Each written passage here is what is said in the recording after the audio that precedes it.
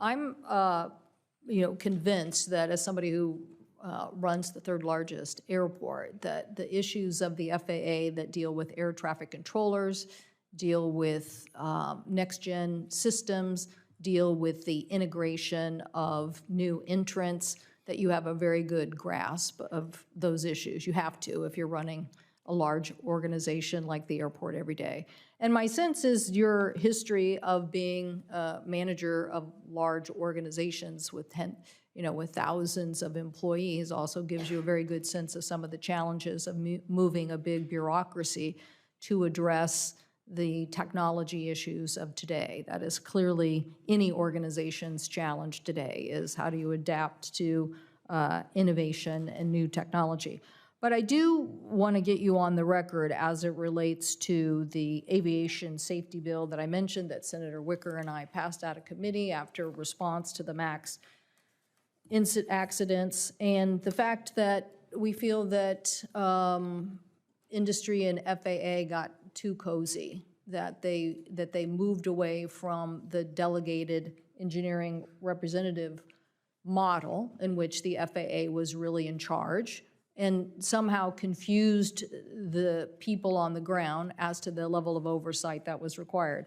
Our reforms made sure that those employees who are doing this certification work were directly hired, that they were able to communicate directly with the FAA, and that they were able to be removed from the FAA.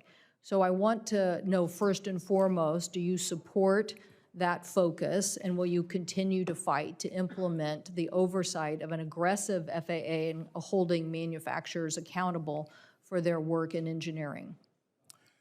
Senator, thank you for the question. Absolutely, yes. I think Administrator Dixon and Acting Administrator Nolan have done a great job of sort of foot stomping that we are the regulator.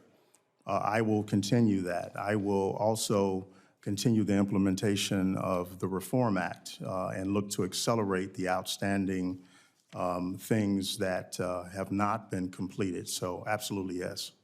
One of the things that isn't completed, and I think we may end up having Mr. Nolan back here to talk about this, is just because we want to continue to make progress, and he is the safety lead, is that the legislation also called for integrated project leadership between NASA, the Air Force, and the FAA, and making sure that novel certification, technology that's just emerging, it's not lost on anybody, particularly the NTSB and some of the international organizations, that the implementation of new technology and human factors is something that we should be paying more attention to.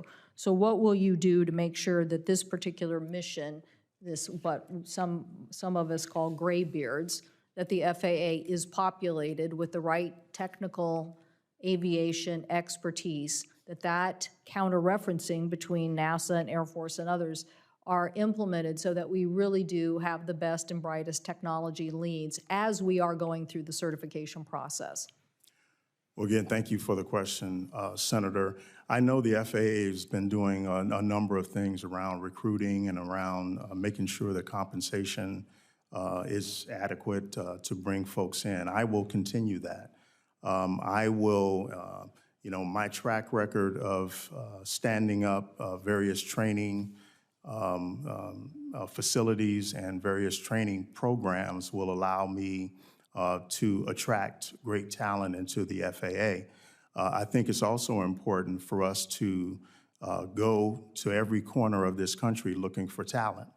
At the Denver International Airport, the Center of Equity and Excellence in Aviation, we're doing just that. And my plan would be to scale that up to look for the best talent in this country to bring into FAA. And what are your ideas for how to get that done, given that we do have real FAA critical expertise? What are your ideas on how to change this? Well, a couple of things. We were talking about my military career. There's something called the Transition Assistance Program in terms of the military. I'm well familiar with those. These are programs that help soldiers get out of the military. I think that is an incredible source and a resource for great talent. I am tied into those transition assistance programs or TAP programs. I would start there. I would start in our colleges. I would start in our HBCUs. I would start in places around the country to show people a career pathway. It's one thing to tell a young person, get into the aviation industry. It's quite another thing to show them what that means and show them sort of the cradle to executive leadership pathway.